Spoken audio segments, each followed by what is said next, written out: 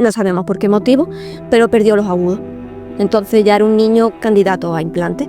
¿Pensaban que era contraproducente el hecho de que se hiciese lengua de signos? Sí, tú a una persona que no ve le dices que se esfuerza a ver. Claro. A tu hijo, cuando empieza a verle las necesidades que tiene y va desarrollándose, ya os enfocáis en que sea hipoacusia, sordera o el término que usáis. Digo que eso. ¿Es sordo? Lleva una placa interna, que es donde lleva unos electrodos que van en la cóclea. Esos electrodos le dan descarga al nervio auditivo. Y él, para él, su medio de comunicación es su cuerpo y sus manos. En primaria no hay intérprete en lengua de signos. En secundaria sí, en primaria no. Y claro, y un niño que está en primaria, que es cuando más tiene que aprender la lengua de signos, pues no hay intérprete. Que las personas sordas se tienen que esforzar mucho en poderse comunicar con los oyentes. Sí. Y muy importante, que no se diga más sordo. Bienvenido y bienvenida al podcast de Educación con E. Esto no es normal, un podcast que va a dar muchísimo que hablar. Y si te dijese que en este cuarto podcast de Educación con E vamos a aprender sobre una diversidad funcional diferente, vamos a hablar sobre hipoacusia y vamos a hablar sobre y con una mamá que tiene un niño con hipoacusia que se llama Daniel. Es un placer tenerte aquí, Rocío. Gracias. Y quiero que hablemos y que hagamos entender a las familias que escuchan este podcast, a las personas que escuchan este podcast, a docentes, a cualquier tipo de persona que esté escuchando hoy, la importancia de dar visibilidad en primer lugar a una diversidad de la que se habla, pero se podía hablar mucho más, y también de los recursos, medios, necesidades que presenta pues al final tu hijo Daniel y un montón de personas en nuestra sociedad. Así que para empezar me encantaría que contextualices un poco quién eres, quién es tu niño y qué necesidades tiene, y ya pues continuamos con las siguientes preguntas. Muy bien, pues mira, bueno, yo soy Rocío, mi hijo se llama Daniel, tiene 7 años y él nació con síndrome de Waardenburg. Nació con un mechón blanco, claro, eso ni se ve en la ecografía ni nada, fue una sorpresa.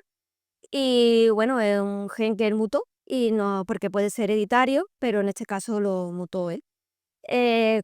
Con eso ya teníamos la sospecha de que podía ser sordo. Ese síndrome, sobre todo lo que conlleva es esas características físicas de los ojos azules, un azul intenso, mechón blanco y la sordera. No tiene por qué tenerlos todos, pero bueno. En principio no estuvo muy engañado porque parecía que escuchaba. Él miraba siempre a la persona que le hablaba de bebé y balbuceaba. Pero después, cuando ya le hicieron los potenciales, primeramente le hicieron unos potenciales mal hechos con 2 meses y dijeron que el niño sí que escuchaba, pero yo no me lo creía. Porque yo había cosas en él que no. Él ya es el segundo y tengo otro hijo con 10 años, y claro, yo le veía cosas que no me cuadraban. Y entonces después le volvieron a hacer otros potenciales, nos dijeron que era sordo profundo, y ya en el tercer potencial, y el tercero y el cuarto ya sí coincidieron que tenía una pérdida de 90 en el derecho y de 70 en el izquierdo. Empezó con los audífonos desde los 6 meses, y bueno, empezó al principio a tener un balbuceo de mamá, papá, hacía como algunas vocalizaciones, pero a partir del año cogió una infección muy grande. No sabemos ya si coincidió con el inicio de la guardia o fue por su crecimiento, que su cóclea no fuera bien. No sabemos por qué motivo, pero perdió los agudos. Entonces ya era un niño candidato a implante. Claro. A partir de ya, bueno, ya fuimos a Granada, le tuvieron que hacer, porque aquí en Málaga no operan de implante, y nos derivaron a Granada. Y allí ya pues le tuvieron que hacer un electrocopiograma, lo operaron varias veces de drenaje, por si los mocos también impedían su audición, pero bueno, ya no había remedio y era un niño pues candidato a implante. Ahí con 2 años es verdad que teníamos una logopeda que venía a casa, y esa logopeda era de la Asociación de Expansor, de la Asociación de Padres y de Niños Sordos. Y ella sí empezó a meterle ya algunos signos solo de animales y de colores, pero la mayoría de lengua de signos. Pero siempre en las demás terapeutas y todos los médicos nos decían que al niño no había que ni gesticularle ni darle nada de lengua de signos, porque era muy importante que el niño se esforzara en oír. ¿Pensaban que era contraproducente el hecho de que se hiciese lengua de signos? Sí, decía que si no iba a desarrollar lenguaje oral, que el niño se iba a hacer vago, iba a utilizar la lengua de signos y no iba a hablar. Claro, después ya con el tiempo te das cuenta y hay gente que sí que es partidaria de la lengua de signos y te dice, tú a una persona que no ve le dices que se esfuerza a ver. Claro, claro. Sí, entonces ahí es donde ya más o menos... Pero claro, todo esto cuando uno no sabe, tú te Hombre, y dejas viene de- asesorar. Te asesoran médicos al final, ¿no? Y logopedas y personas con las que te estás rodeando en el momento del diagnóstico. Claro, y yo lo que no quería tampoco que fuese contraproducente, aunque de todas formas en casa es verdad que él siempre ha sido de señalar, siempre nos cogía la mano, pero realmente mi hijo, como yo digo, él era un salvaje a nivel de la comunicación, un niño que no tenía comunicación ninguna. Claro. Después ya con 2 años y medio se le puso el primer implante en derecho, pero a los 4 meses vino el confinamiento. Entonces, claro, el tema de la rehabilitación, nosotros en casa lo que intentábamos era trabajar mucho la detención de sonido, Claro. que eso sí que lo tenía él bastante bien. Porque eso fue justo después de ponerle el implante, llega el COVID, sí, la pandemia y nos encerramos y entonces le ponen, o sea, empieza una rehabilitación tras el implante y esa rehabilitación se corta en el momento del COVID. Claro, nosotros teníamos contacto con la logopeda, pero claro, a través del ordenador nos decía más o menos pautas que podíamos ir haciendo. Claro. Pero claro, en la casa con otro niño, encerrado 24 horas, tanto tiempo que estuvimos, era muy difícil. Y al menos se lo ponía en la casa, se lo dejaba poner. Y ya cuando íbamos saliendo a la calle, pues él iba como descubriendo de nuevo los sonidos. Claro. Y yo le silbaba, a él le gustaba también cómo le silbaba. Pero después en ese verano volvió a tener problemas con el procesador de que el niño se lo quitaba mucho. Ya entró en el colegio también, entró en 3 años en el cole. Y claro, después de haber venido de un confinamiento, fueron niños que con mascarilla en el colegio, donde ya no tenía ni lectura labial ni nada. Fue súper duro esa etapa. Y volviendo un segundo a lo que me has explicado de la primera enfermedad, o sea, los rasgos estos del el pelo blanco, el mechón, me has dicho antes que se considera una enfermedad rara. Sí, eso dicen que lo tienen como catalogado como enfermedad rara. Aunque es un síndrome de Van der Waals, de hecho conozco una familia que el padre supo que tenía síndrome de Van der Waals por los hijos. Porque cuando tuvo al mayor era sordo profundo, a él no le afectó en la sordera. Él lo que tuvo fue canas prematuras, que con 30 años tenía el pelo blanco, pero él no sabía que era Van der Waals. Otra. Y cuando fue a genética, fue la familia, además la de genética me lo contó, y yo aparte conocí a la familia porque vivía por aquí, por mi zona. Y vaya, que coincidieron eso, que la de genética cuando lo vio dijo, pero es que este hombre es Van der Waals. Y fue a raíz de ahí. Y uno de los hijos, bueno, uno era sordo profundo y el otro sí escuchaba con un oído y con el otro no, porque los 2 hijos salieron con síndrome de Van der Waals. O sea, y el síndrome de Van der Waals, entonces, siempre suele estar relacionado con la hipoacusia, ¿no? No siempre, porque ese hombre no tenía. Ese hombre tuvo otros rasgos. Puedes tener tabique nasal un poco más ancho, los ojos, el azul intenso, puedes tener un ojo de un color, otro de otro. Ostras. Sí, y hay 4 tipos también. Hay un gen que es el que afecta al 1 y al 3, al tipo 1, tipo 3, y otro gen que afecta al 2 y al 4. Pero el 3 y el 4 vienen asociados a otras enfermedades más graves que no se...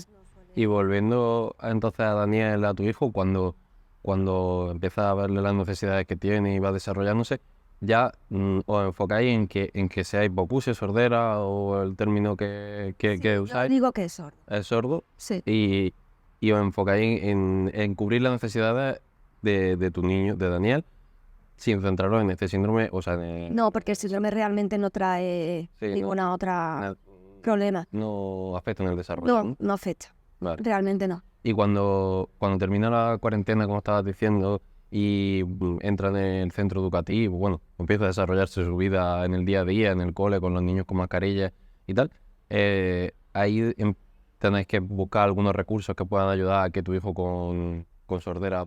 Pues mira, en el colegio la verdad que nosotros teníamos en aquella época también muy buena logopeda y era por privado y ella conocía también a la orientadora del cole. Entonces, gracias a ella nos consiguió todos los recursos para él.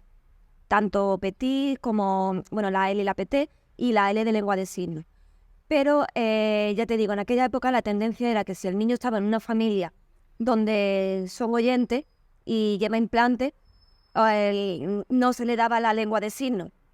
Pero en el cole había un profesor sordo, porque este cole es verdad que ha sido durante muchos años preferente en sordo. la coincidencia, que mi hijo no entró en ningún colegio de la zona, el mayor, y entró en ese. Y mira por dónde el pequeño Claro, sordo. no lo hubieran derivado directamente a ese cole, ¿no? Bueno, quizá a lo mejor yo, al haber visto que era sordo, lo mismo le hubiese dicho, bueno, pues que vayáis. Pero ya estando el mayor en otro colegio, probablemente el pequeño hubiese ido a otro. Pero Claro. porque yo pensaba, ese es uno de los palos que yo me llevé. Porque a mí cuando en un principio me dijeron que el niño era sordo, a mí no me importó.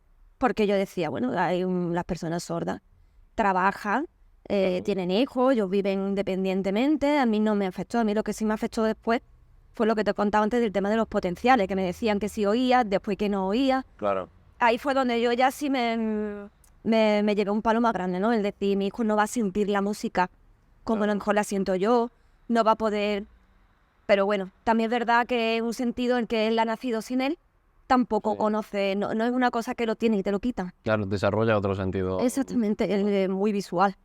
Por ejemplo, Sí. él te hace como un barrido que tú dices, el niño parece que tiene rayo X en los ojos o algo. Qué guay.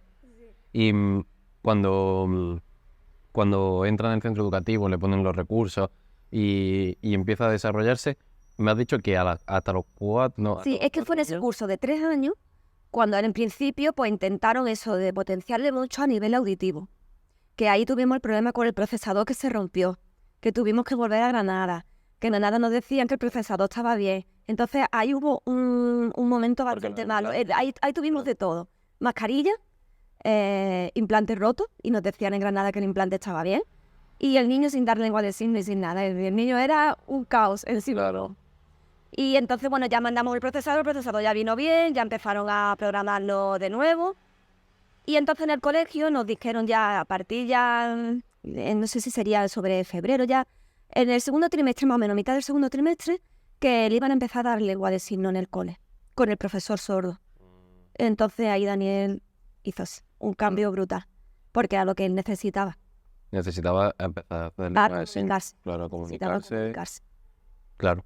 Y, perdón, pero es que por si alguien no lo sabe que está escuchando el podcast, el implante lleva una programación, ¿no? Que tiene que ajustarse a cada persona que Sí. tiene el Sí, el de hecho, implante. él lleva una placa interna, que es donde lleva unos electrodos que van en la cóclea. Esos electrodos le dan descarga al nervio auditivo, ¿vale? A eso son cada frecuencia. El tema es que son 12 electrodos. Daniel tiene, creo que eran 4 desconectados, porque no funcionaban. Entonces él en el oído derecho funciona con 8 electrodos. Eso también, por eso también creemos que por eso iba también un poco peor. El procesador, en la parte externa, eso lleva una numeración, y ese procesador, si se pierde, solamente va a funcionar con ese implante, porque van como asociados a ello. Entonces el procesador coge la información de fuera y se lo pasa a la placa interna, y la placa interna con los electrodos da los impulsos al nervio auditivo. La forma de oír es diferente a la nuestra, Sí, porque sí. de hecho ellos escuchan de manera más robótica, escuchan diferente. Y entonces es un proceso de aprender a oír. Claro. El niño no le pone un implante y ya sabe oír. No. Por eso la rehabilitación que En hablábamos principio de la dicen, ya los niños más mayores, por ejemplo, ellos hablan que dicen que escuchan campanitas, escuchan pequeños sonidos, hasta que ya empiezan a discriminar sonidos y a entender ya un poco más. Por eso es muy importante la detención del sonido primero. ¿Y cómo Daniel ha hecho la interacción con el resto de niños? Por ejemplo, en el cole. O sea, él aprende a escuchar, ¿no? Pero aún así, yo he visto que habláis por lengua de signos y cuando se relaciona con otros niños. Pues mira, Daniel, es que yo creo que, Daniel que a veces nos sorprende mucho, ¿no? Porque yo creo que él sabe que él es diferente a los demás. Desde muy pequeño él sabe que él es diferente. Él tiene un hermano, tiene los primos. Entonces, él sabe que las personas mayores, los adultos, él le va a decir lo que sea, lo va a coger de la mano, le va a señalar, y el adulto va a hacer por entenderlo. Los Claro. niños no van a hacer... Los niños son niños y ellos lo que quieren es Sí. jugar. Y a lo mejor le gritan, Daniel, ven, Daniel, no sé cuánto, Daniel está... No lo escucha, no lo entiende. A él le gusta estar con los niños, él es verdad que... Pero él después tiene su juego paralelo. Él va por independiente, y de hecho de pequeñito en infantil se lo encontraban algunas veces con la limpiadora comiéndose el bocadillo al lado de la limpiadora, porque él lo que quiere es buscar a alguien que lo entienda. Claro. Que lo entienda. Es verdad que ya cada vez los niños de su clase, como él desde que entró en 3 añitos, ahora está en segundo de primaria, está con la misma clase, lo entienden. están aprendiendo lengua de signos. La verdad que desde muy pequeñito siempre ha estado muy integrado. Su clase es pequeña, que no es como la ratio de ahora de tan grande. Claro. De hecho, en 5 años se propuso de que repitiera infantil, pero es que llegaba a una clase de 25 niños, más ruido. Al final dijimos, venga, que continúe en primaria, y la verdad que está encantada. Qué bien. Sí, y la verdad que el cole, el niño ya desde que empezó con la lengua de signos empezó a cambiar muchas cosas, en comprensión, el entender más las cosas. El relacionarse con el mundo, ¿no? Claro. Al abrirse a... A cada al niño desarrollo. le han puesto un signo de su clase. Yo tengo una orla en casa y cada niño haciendo su propio Qué signo. bonito eso. Entonces él me habla de este niño, este es Raúl, y él va a la orla, me trae la orla y me dice, por si yo no me he enterado, yo no sé quién es Raúl, él me dice, es este, ¿vale? Qué chulo. Y un día me contó que Raúl, que se había hecho pupa aquí, y que había sangrado, había llorado, y que se había ido al médico. Claro, me contó la historia que yo dije, y llamé a la madre y le digo, ¿a tu hijo qué le ha pasado? Y me dijo que sí, que en el cole se había caído, que se había dado con un trompo y le habían echado a punto. Ostras. Y entonces ya me mandó la foto de Raúl y ya le dije yo, mira, Raúl ya está bien, ya tiene la... Entonces... Él eso estaba es. preocupado por su Claro. compañero, te lo contó a ti. Y nosotros, que la verdad que tenemos, hombre, yo no sé lengua de signos, nosotros estamos aprendiendo con él. Yo muchas veces lo digo, si mi hijo tuviera una persona o familiares sordos, él estaría mucho más desarrollado en la comunicación de Claro. lo que está. Al final, me salía, en lugar de desarrollar la comunicación, que evidentemente integrado, porque el hecho de, claro, en todo el conjunto del día a día, el sentirse más cómodo con personas que signan, el sentirse más cómodo con adultos porque lo entienden, el que hacen por entenderlo. Si él hubiese empezado antes, pero también tuviese algún medio que acelerase ese proceso de comunicación, o lo hubiera acelerado anteriormente, porque al empezar con 4 años, ya como estás diciendo, empezó tarde, Sí. pues ahora se desarrollaría con el medio de una forma diferente. Diferente, sí. Con él hemos intentado también los tableros de comunicación, pero es que no lo quiere. Es que él empieza a borrar todos los pistos y empieza a hacer fotos y empieza a hacer... la tablet Claro. para jugar. Él no Sí, la- sí, él- sí. Y él, para él, su medio de comunicación es su cuerpo y sus manos. Y él hay veces que no sabemos cómo se dice algo y él se lo inventa. Este verano en la playa se hizo una herida y él me estaba pidiendo algo, yo no lo entendía, y él me hizo así de su claro, lo que quería era un Kleenex. Pues venga, pues te doy el Kleenex. Entonces él Sí. me dice cosas que él intenta de buscar la forma para que lo entendamos. Y él sabe con quién tiene que hablar de una manera, comunicarse de una manera y con quién de otra. Él sabe que en el cole su profesora de lengua de signos sabe más signos y yo sé otro un poco más limitado. Y él, Entonces él le asigna más incluso a su profesora de lengua. yo creo que sí. Y hay veces que, por ejemplo, yo asco, nunca me acuerdo cómo es asco. Yo siempre le hago así y ya está. Pues él me hace así. Y ya digo, es verdad que asco era así. Y gracias a él me entero, bueno, y con su seño de lengua de signos, verdad, que tengo mucha comunicación con ella. Cuando me dice algo, pues le escribo y ella me manda vídeos de cómo se hace. Qué guay. La verdad, sí, yo estoy muy contenta en el cole por eso. Que el centro educativo está poniendo de su parte. Sí, hacer lo que puede, dentro de Sí. los recursos que hay. Dentro de los recursos que hay, porque has dicho antes que en el centro había como 2 AL, ¿no? 2 PT, y se reduce la ratio y entonces Sí. la Junta de Andalucía decide que no, Ha que decidido a quitar una L, poner una L a media jornada y la otra PT a media jornada. Lo que pasa es que yo he conseguido, bueno, entre todos, pero hemos conseguido que la L de lengua de signos, porque él tiene su L y su PT, y aparte la L de lengua de signos, claro, que este año está tiempo completo en el cole, para 3 niños sordos. Eso yo creo que es una raya en el agua y esto es una cosa que no...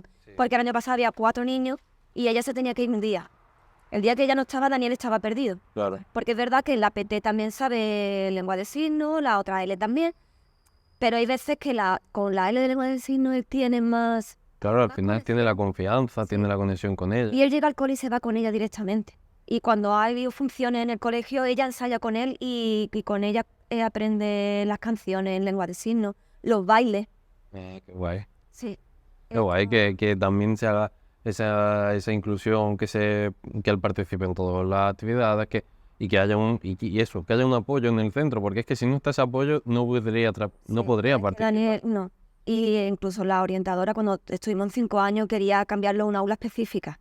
Y yo decía, una aula específica, pero ¿cómo voy a meter yo a mi hijo en una aula específica si no saben lengua de signos? Si es que lo importante para él es la lengua de signos. Y al final se consiguió que no... la misma coordinadora de auditivo de Málaga, que no, que el niño siguiera en primaria, con todos los recursos. Ella intentó pedir un MECO, porque en primaria, no sé si lo sabe, que en primaria no hay intérprete en lengua de signos. En secundaria sí, en primaria no. Y claro, y un niño que está en primaria, que es cuando más tiene que aprender la lengua de signos, pues no hay intérprete. Está la figura del MECO, pero todavía no es oficial. Claro. Y como mucho pueden pedir un MECO en práctica. Pero claro, un MECO en práctica es una Claro, persona tampoco que está está- todavía formándose. Pero él, cuando ha habido MECOs en práctica en el cole, súper contento también. Muy feliz, porque es que él, cuando ve que una persona lo entiende y él se puede comunicar, Que quiere estar con él, que yo lo digo, es muy pesado, se va con esa, pero claro, es lo normal, porque es lo normal, es su forma de conectar con el mundo también, de relacionarse. Mm. Qué guay. Y cuando me gustaría, porque al final es muy interesante que hayáis conseguido progreso y cosas súper positivas para Daniel, y creo que hay un montón de familias pues que se sienten perdidas en este momento del desarrollo de su niño con sordera, con hipoacusia, y me gustaría que si hubiese algo, un recurso que sí fuese imprescindible para ellos, no solo en educación, sino a nivel social o a nivel de terapia, lo que sea, que me lo compartiese, lo pusiese en común, porque creo que... pues mira, es verdad que conozco muchas familias que los niños pues tienen un añito y algo, un añito y medio, 2 años, que es cuando normalmente los implantan, ¿no? Y estas familias van con mucho miedo. Y es verdad que lo más importante, lo que todo el mundo quiere, es que el niño hable. Que el niño empiece a escuchar y que el niño hable. Es como una ansiedad que nos da de que el niño, yo de hecho me tenía mis fechas puestas, de que si al niño le implantaban en tal fecha, para cuando empezara el colegio estaría hablando, para tal. Y bueno, mi hijo por ciertas cosas pues no habla, ¿no? Sus implantes no dan los resultados que sean. Entonces yo a esta familia lo que sí es que le diría siempre es que son personas sordas que van a depender de una prótesis auditiva, y eso es un mecanismo electrónico, puede ocurrir cualquier cosa, un golpe, que se pueden estropear. Entonces es súper importante que esos niños tengan otro medio de comunicación que no sea solamente el oral, que tienen la lengua de signos. Yo lo veo súper importante, o bueno, el bimodal. Yo digo lengua de signos por abarcar, pero también puede ser bimodal, ¿no? Que daría igual, lo importante es utilizar signos. Por ejemplo, en las guarderías cada vez se va viendo más la importancia de que los bebés desarrollen el lenguaje y le van dando signos. Niños que no hablan y van desarrollando el lenguaje, y la frustración, que va viendo como menos frustración porque no se les entiende. Entonces, esa familia es muy importante que los niños, para mí es que está siendo muy importante la lengua de signos. Sí, es lo que Entonces yo, sí, y son personas que conozco casos de niños ya adolescentes que se le ha roto el procesador, o pueden tener un golpe y se le haya roto, o una infección y tengan que reimplantar. El tiempo de espera que están esos niños sin escuchar, para ellos es una ansiedad. Claro. Que no pueden estar acostumbrados mejor a escuchar música, conectar el móvil con el implante, a ciertas cosas. Y eso no lo pueden hacer durante un tiempo. Pero por lo menos que no que no tengan ese sobreesfuerzo de leer los labios. Que hay algunos niños implantados que no saben ni leer los labios. Claro. Porque todo es auditivo. Pero hay que entender que no se puede depender de eso solo. Y es muy importante la lengua de signos, incluso y sería bastante inclusivo para la sociedad que todo el mundo tenga unos conocimientos básicos, que Eso lo hablamos, bueno, a veces lo compartimos en educación con él, pero también con otras personas, incluso con docentes, lo hablamos que sería interesante lo más básico, pues lo de tener un signo, el saber decir hola, cosas básicas, pero también cosas como poder pedir algo, entender ciertos conceptos para necesidades básicas de ir al baño, sí. y Es eso que las personas sordas se tienen que esforzar mucho en poderse comunicar con los oyentes. Y es una pena porque digo, y la de niños que yo veo en el parque, en el colegio, que quieren aprender lengua de signos. Sí, Le llama mucho la atención. sí. Cuando me ven hablando con las manos, les encanta. Yo digo, es que eso es algo que lo deberían de dar. Por ejemplo, en mi cole, ¿vale? Cuando hay una canción, algo, pues lo hacen en lengua de signos. Y la clase de Daniel, por ejemplo, pues sí, porque está la seños de lengua de signos y van aprendiendo cositas. Claro. Pero no solamente ellos, en todas las clases. Sí. Tanto en infantil como en cuarto, en quinto, en todas las clases, aunque no haya un niño sordo, pero en el colegio ya hay niños sordos. Claro. Entonces, incluso después esos niños, cuando sean mayores, se van a encontrar personas sordas en la sociedad. Entonces, tener un conocimiento básico. Eso es lo que hablamos, y al final la diversidad enriquece muchísimo. Eso es un conocimiento que enriquece seguro, y que en una situación cualquiera que nos podamos encontrar, es útil. Entonces, esa diversidad enriquece a todos los que formamos parte de la sociedad y en los diferentes casos de diversidad que hay, pues de hipoacusia, de autismo, TDAH, yo que sé, cualquier aspecto, es interesante que las personas neurotípicas pues aprendamos y adquiramos conocimientos básicos para poder desarrollarnos muchísimo más. Al final nos desarrollamos como personas nosotros y desarrollamos una sociedad mucho más inclusiva y mucho más enriquecida. Sí. Es muy interesante. ¿Y qué crees? Que esta pregunta es interesante y refiere a esto. ¿Qué crees que haría falta a nivel social? No solo esta parte de lengua de signos, sino a nivel social para que las personas con hipoacusia o sordera estuvieran más incluidas en la sociedad. Pues mira, hay muchas personas con hipoacusia que llevan su prótesis auditiva, audífono, implante, y hay mucha contaminación auditiva también. Y eso es muy importante porque las personas, si están en una reunión o van a la compra o van a un supermercado, la cantidad de ruido que hay, si yo muchas veces estoy en el supermercado, estoy con el niño y lo tengo que llamar, le cuesta trabajo de escucharme, porque es que hay mucho ruido. Claro. Y entonces el tema ese de la sociedad debería de menos contaminación auditiva y sobre todo que no le tengan miedo a las personas sordas, que parece que Que no quieras como, acercarte para hablar claro, con y como ella. tienen, a veces hablan y tienen una voz diferente, Sí, y muy importante, que no se diga más sordo-mudo, claro. ¿vale? No Sí, son mudos, son sordos, que dicen es que como hablan, pero es que ellos si tienen esa forma de hablar es porque no se escuchan. Claro. Y que No regulan su sonido. claro, y que no tengan miedo de mirarlos siempre de frente, vocalizar, gesticularles también, que son personas que se pueden comunicar perfectamente. Entonces, por ejemplo, cuando has dicho lo de reducción de espacio, de sonido, de ruido, el hecho de que en un centro comercial esté la música alta Eso es horrible. es horrible, ¿no? Eso afecta. De hecho, a mi hijo más de una vez cuando en una tienda de deporte, y no quiero decir el nombre, cada vez que vamos yo voy asustada porque digo, a él le encanta, porque allí claro hay máquinas para subirse en bicicleta, en cosas, le encanta de ir allí, pero cada vez que por megafonía dicen algo, los implantes van fuera. Ostras. Ya está, ya has perdido al niño, porque ya tienes que estar totalmente pendiente a él de que si se te va por algún pasillo, tienes que ir pendiente de que no se te vaya. De todas formas, él suele, cuando está sin implante, nunca perder el contacto visual. Si él se va, siempre mira hacia atrás a ver si nos ve.